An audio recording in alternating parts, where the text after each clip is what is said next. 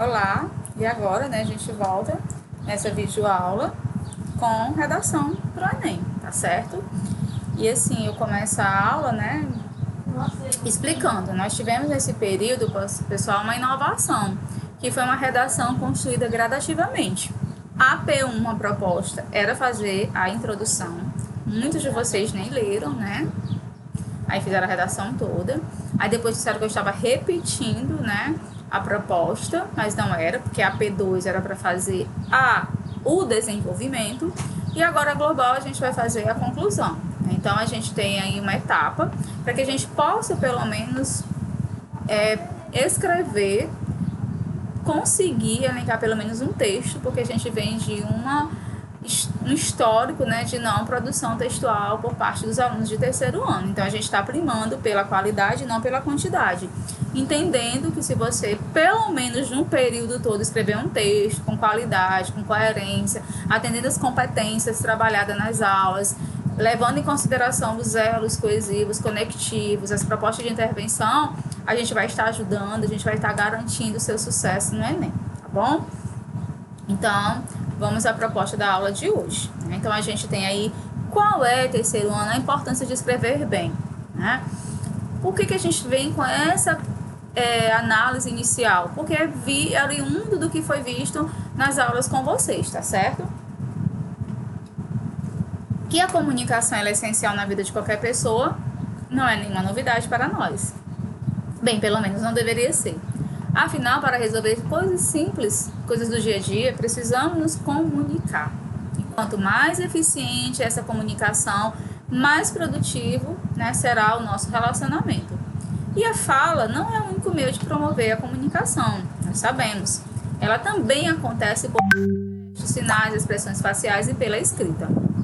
Inclusive, quando falamos de escrita, o assunto fica mais sério, porque vocês têm uma prova que vale 1000 pontos para ser realizada, né? Então, se colocarmos uma vírgula errada, uma frase, o contexto e a compreensão do interlocutor fica comprometido. Daí, as chances de acontecer um mal entendimento são enormes, né? Estou vendendo, meu filho não usa mais. Estou vendendo, meu filho não usa mais. Como fazer uma boa redação? Vou nem entrar numa questão para explicar, né?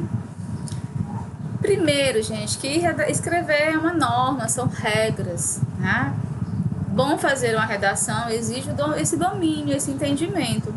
Afinal, existem diferentes gêneros textuais e cada um com suas próprias regras, com suas próprias características. Em vestibulares e processos seletivos, como no Enem, a redação dissertativa argumentativa é a mais solicitada, é a solicitada. Neste formato, o texto deve ter introdução, desenvolvimento e conclusão, intervenção. Além disso, o candidato precisa discorrer sobre um tema, deixando claro seu ponto de vista e comprovando-se com argumento, como fatos, dados, citações e outros, né, referências. Assim, apenas respeitar a estrutura e aplicar corretamente a língua portuguesa não basta só dominar a norma culta, entender que essa norma culta ela tem que ser aplicada, não existe mais, exige mais. É preciso também, terceiro ano, demonstrar seus conhecimentos acerca do assunto, sobretudo coerência sobre o que é apresentado e principalmente poder de convencimento no que é defendido.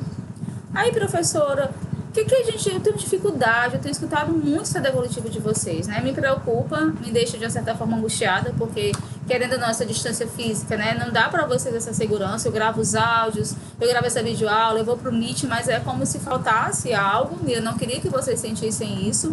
Então, vamos desenvolver o hábito da leitura, gente, vamos ler, né? Não dissemos que alguns formatos de redação precisam de argumentos? Então, de informações que atestem sua tese. Você precisa ter convencimento. A gente não pode convencer alguém daquilo que a gente não tem propriedade, aquilo que a nossa fala é precária. Então, a gente precisa alimentar, né? E você sabe disso, gente, quando você não conversa, você diz coisa, não sei, aquilo, e não remete os termos adequados. Para isso, não tem outro jeito a não ser ler bastante e se informar. Crie uma linha de argumentação, olha os argumentos aqui outra vez, né? Você vai precisar, não dá para fugir, mas o que é importante ter em mente também é que não basta jogá-lo no texto de qualquer forma, é importante que vocês possam concluir, né? Então, vocês vão ter a técnica de redação para escrever bem sempre. Primeiro, você tem que entender e relacionar a estrutura do texto, tá certo? O que é essa estrutura do texto, né? Cada gênero tem suas particularidades. A dissertação, por exemplo, precisa ser escrita seguindo a ordem, introdução, desenvolvimento e conclusão. Você deve, portanto, ficar atento à estrutura do texto e respeitá-la, né? Usar informações confiáveis, não é dizer qualquer coisa de qualquer jeito. Muitos dos textos de vocês dizem, eu acho, na minha opinião, ele é desnecessário, tá certo?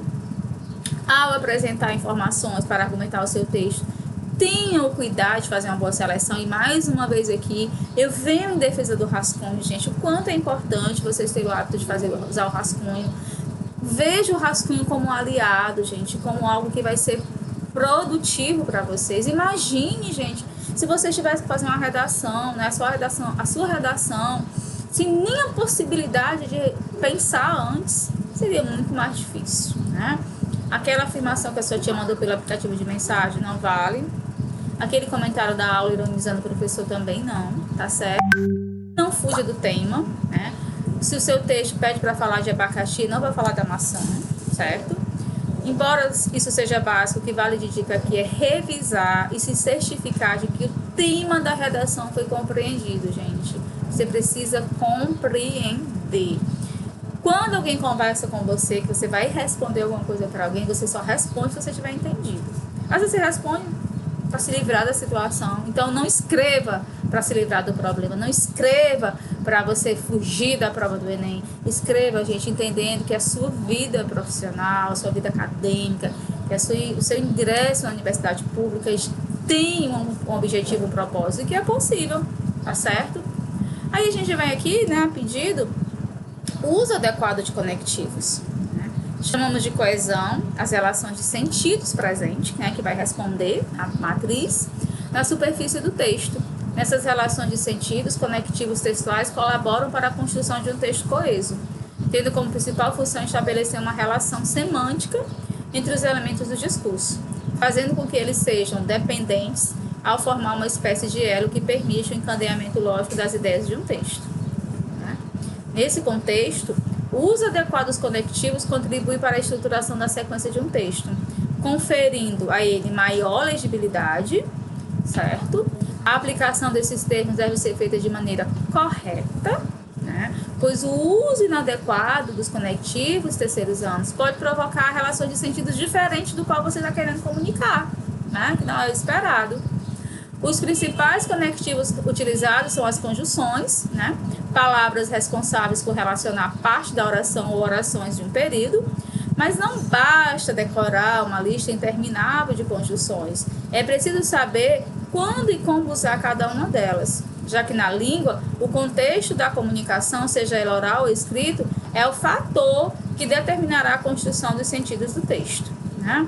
E aí a gente traz exemplos para que vocês possam entender na teoria.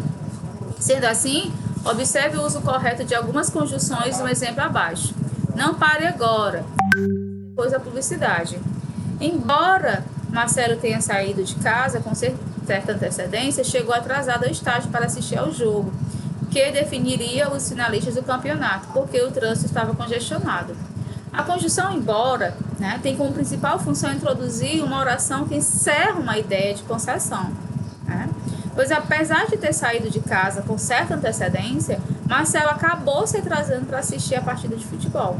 O pronome relativo aí, terceiro ano, né, que tem como objetivo retomar o substantivo, no caso específico jogo, presente na oração anterior, né, finalmente a conjunção subordinativa, porque inicia uma oração, e aí sim que vai exprimir a ideia de causa, pois porque o trânsito estava congestionado.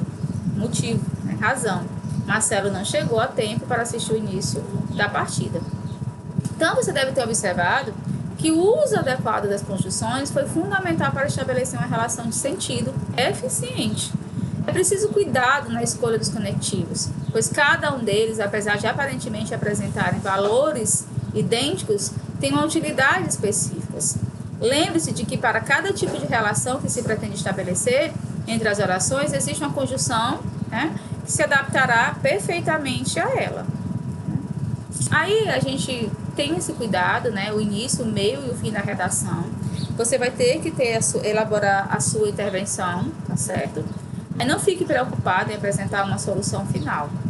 A banca da correção do Enem não cobra uma solução para o problema, mas sim uma intervenção. O que isso quer dizer? Você não precisa apresentar uma ideia para resolver a situação de uma vez, mas sim para enfrentá-la de alguma forma. Não é só dizer, vou matar, né, eu vou acabar. Não, não é isso. São os meios. Você pode, inclusive, utilizar o exemplo de alguma medida que está sendo tomada pelo governo, por exemplo, aprimorá-la, né, porque o Enem não cobra originalidade na proposta, seja viável. Pense, é possível que essa proposta seja colocada em prática? Né? O que você está dizendo é viável, onde se aplica? Né? Tem que ter coerência, tem que fazer sentido, tá certo? Para a pessoa que vai avaliar, né? Você não vai só dizer um monte de coisa porque você acha que é bonito, né? Mas você vai ficar atento aos elementos exigidos. Uma proposta de intervenção deve apresentar. Isso, gente, não pode faltar. Você não pode chegar no Enem sem saber, né, os elementos pertinentes, os agentes. Quando você terminar a sua proposta de intervenção no Enem, você vai ver se o seu texto corresponde a essas perguntas. Tem os agentes? Quem são os agentes? São os responsáveis em colocá-lo em prática. Quem será responsabilizado pela proposta? Tem que ter. Os meios, né? De que forma essa proposta vai entrar em vigor, gente? Como é que vai ser feito isso? Os propósitos, né? Pensando no resultado final da proposta, se você vai conseguir atingi-lo. Você não pode se esquecer de nenhum desses elementos ou a sua proposta de intervenção não estará completa, tá certo? Por isso, o ideal é que você faça a sua estruturação já pensando nesses 3 pontos para não se esquecer de nada. Então, se você não atinge esses propósitos, né, a sua redação geralmente vai ter problema. Resolva tudo que foi problematizado terceiro ano. Tudo que for problematizado na argumentação deve conter uma proposta de intervenção ao final.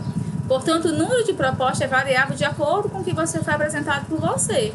É preciso bom senso, pois o espaço é limitado, as ideias devem ser bem desenvolvidas, não simplesmente jogadas no texto, né? Problemas não resolvidos ou intervenções para uma situação não apresentada anteriormente serão penalizadas, você vai perder naquela competência. Então, divida as responsabilidades. Se você está buscando saber como foi a boa proposta de intervenção, entenda o que é importante dividir as responsabilidades. E não culpabilizar exclusivamente o governo, né, que é uma comum. Por isso, tenha em mente, terceiro ano, que você deve apresentar uma intervenção social. Qual é o papel da sociedade frente ao problema? Seja consciente, crítico, atuante. Uma dica prática e muito didática é gravar, né, a palavra, né, comífice, né, que é por cada uma das letras que forma a palavra que se trata de um agente diferente. É o governo, as ONGs, as mídias, os indivíduos, a família, escola e sociedade. Né? É uma carta na manga que você vai ter, uma sigla que você vai ter que aprender para usar e acrescentar ao seu texto. Procure aprofundar seu conhecimento sobre cada uma dessas esferas. Quem são essas esferas? Como está o governo? Quais são as ONGs? A mídia, o indivíduo, a família, escola e sociedade. Os vários órgãos governamentais e suas funções, para designá-los de forma direcionada. Então, gente, é isso, né? Espero que essa aula tenha sido produtiva. A gente volta lá no Meet, né, para tirar essas dúvidas de vocês. Espero que vocês estejam bem, tá bom? Escreva, né, esse período da redação. Ao final, você vai ter produzido apenas um texto, vida sustentável, a proposta, para que assim a gente possa, né, cumprir o nosso papel de não ter a quantidade, mas pelo menos a qualidade esperada no texto de vocês, tá bom? Leia a proposta. Professora, não está entendendo, professora está pedindo a mesma coisa. Leia. A P1 eu pedi a introdução, a P2 o desenvolvimento e a global vou pedir a conclusão, né, o processo de intervenção da produção de texto. E ao final nós vamos ter a magia de ter um texto produzido por vocês. Um abraço carinhoso, vamos escrever, espero vocês lá no Meet. Agora é digital, mas sua aprovação é real.